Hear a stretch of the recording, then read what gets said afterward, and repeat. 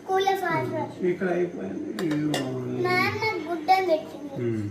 ఇక్కడ 9 8 తర్వాత 9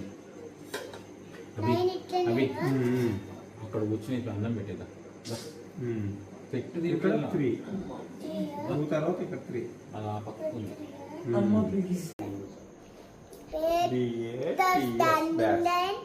చిన్న స్టాండింగ్ లైన్ మళ్ళీ పెద్ద స్టాండింగ్ లైన్ చిన్న స్టాండింగ్ లైన్ తర్వాత పెద్దగా అది హ్యాండిల్ అది పట్టుకోనక అనమాట. బ్యాట్ లాగా రాలేదు, చక్కలాగా వచ్చింది. చాలా మధ్యలో రావాలి.